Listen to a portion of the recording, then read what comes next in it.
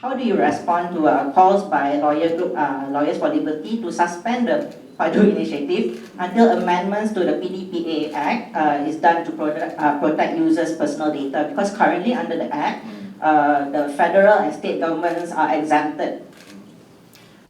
Kalau kita mengikut yalah komen-komen contohnya daripada LFL ni, maksudnya kita kena tutup Jabatan Pendaftaran Negara. Semua data lah, you guys semua tak payah pakai, tak boleh pakai immigration, tak boleh pakai apa.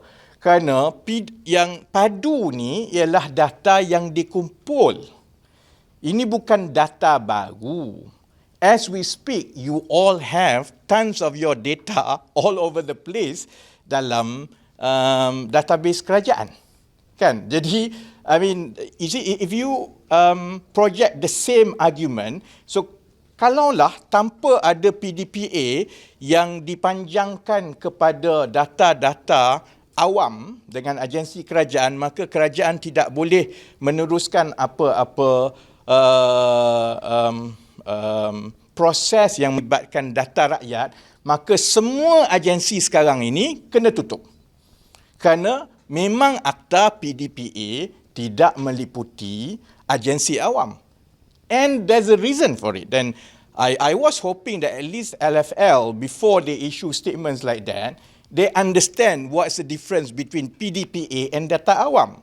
Kerana data awam itu dikawal selia oleh akta bagi setiap agensi yang mengutip data awam.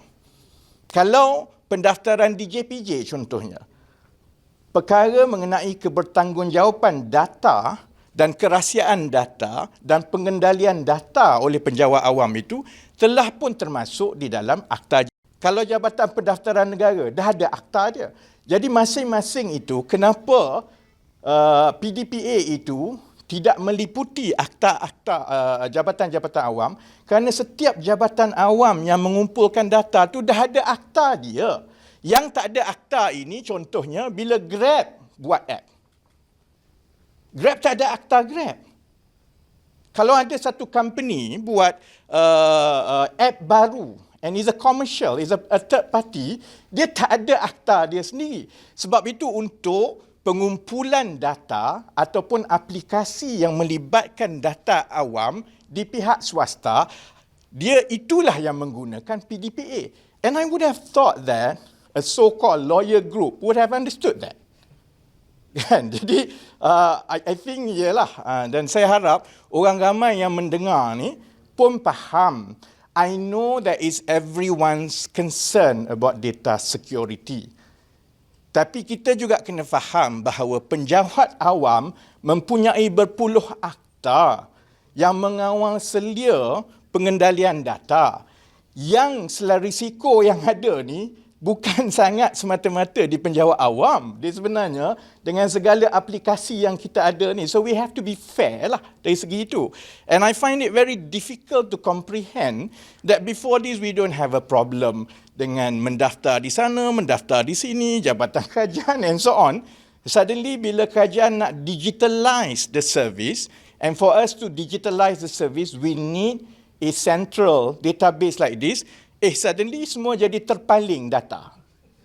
So I think we have to be fair about that, and understanding the whole concept itu adalah sangat penting, because otherwise we look silly. If we start talking about akta yang kita tak faham, then we look silly. And I rather be direct about all these people yang duk tanya kenapa PDPA tak masuk tu. I think I recommend go through akta satu-satu tu. Dan itulah juga sebabnya kenapa sebelum ini data kerajaan tidak boleh diintegrasikan. Kerana setiap jabatan tu dia ada akta dia. Dan untuk kita menggabungkan ni, jabatan-jabatan kerajaan ni kena ada satu lagi perjanjian perkongsian data. Punyalah cerewet satu-satu ni tu ikat lagi. Supaya tim Padu yang menerima data ni, dahlah kami kena bersihkan data, mesh data. Kita juga diikat dengan satu lagi perjanjian. Kalau jadi apa-apa, kamu kena.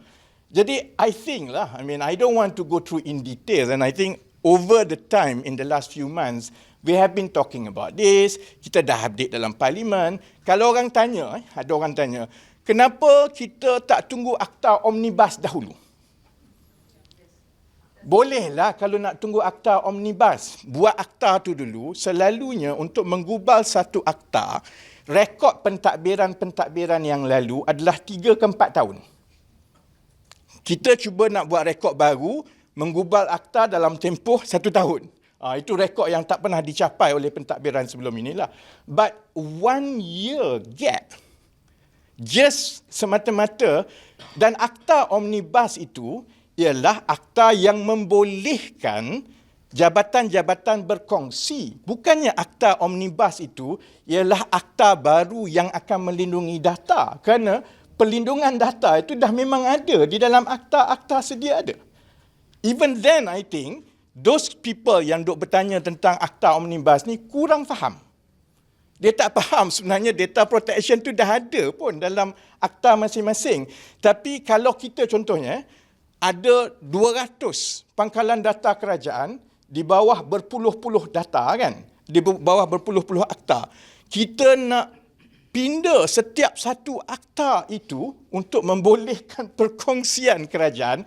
Kan kalau kita buat macam tu, korang juga cakap apalah kerajaan ni sembab. So that's why the best way is to allow for sharing terlebih dahulu menggunakan perjanjian while we work in parallel to have, sebab itu nama dia akta omnibus. So that one akta, dia menghubungkan semua, dan the main focus of akta omnibus ialah membolehkan over and above the existing protection, data protection yang dah memang ada di dalam akta sedia ada, membolehkan perkongsian data di antara agensi-agensi. Dan kesian kat Mampu lah. Mampu has a very difficult time to make sure that kita akan bentangkan dan luluskan akta omnibus dalam tahun 2024 ni, between quarter 2 and quarter 3. But if you've lost 1 year, 2 years, there's a lot of work yang kita dah boleh buat. Dan kalau contohnya kita ambil that lateral thinking and sequential, kena buat yang ini dulu baru boleh buat yang ini semua, kita nak buat subsidi bersasar ni. Kemudian kalau subsidi 2025, 2026 tak boleh buat subsidi bersasar, geng terpaling IT ni jugalah yang akan kata, apalah kerajaan ni, tengok orang asing duk dapat minyak orang tu. So I think we have to take everything in totality, comprehensively, and to give a fair comments, understanding bahawa as it is now, it is precisely the data protection that makes it quite difficult for data sharing. Jadi tidak timbul soal data protection. Now, what we want to do through Padu is to facilitate data sharing while maintaining and strengthening the data protection. Kalau tidak, kita akan berterusan dengan kaedah yang sama, iaitu oleh kerana akta tak bagi kami kongsi data, maka sampai bila-bila you have to go to every jabatan, isi balik nama, isi balik IC, sedangkan maklumat semua tu dah ada di dalam sistem kerajaan. So, sorry, in summary, without the Omnibus Act, right, you already have this... Yes, otherwise we can't do Padu. Okay, so if you already have that, what does the Omnibus Act actually give you? Sebab perjanjian itu mempunyai tempoh masa yang terhad dan bagi tujuan yang khusus itu saja. So you can extend, right? Try doing that lah. Imagine kalau jadi penjawat awam, kerja kami tiap-tiap bulan, dia tiap tahun, sign perjanjian antara tu. The bureaucracy of that just doesn't make sense, especially if you are looking at digitalizing government service through Govt. Because I've mentioned daripada awal, development of digital service and product is an iterative process and it is agile. It has to go from one stage to another, it's continuous. Bayangkan, you nak design aplikasi yang kita rasa ini diperlukan oleh rakyat kerana this will cut the red tape dan ini akan memudahkan. Tapi nak buat ni, alamak tak boleh, data tak membenarkan. Maka kita kena runding dululah perjanjian perkongsian data kerana yang sedia ada ni dah nak lapse ataupun skop dia banyak itu saja. You see, if you imagine that there are 490 plus government database, which one is better? Do you have one akta omnibus that governs all this? ataupun every single thing that you want to do, you have to replicate that process. And that will slow down everything and we will never catch up.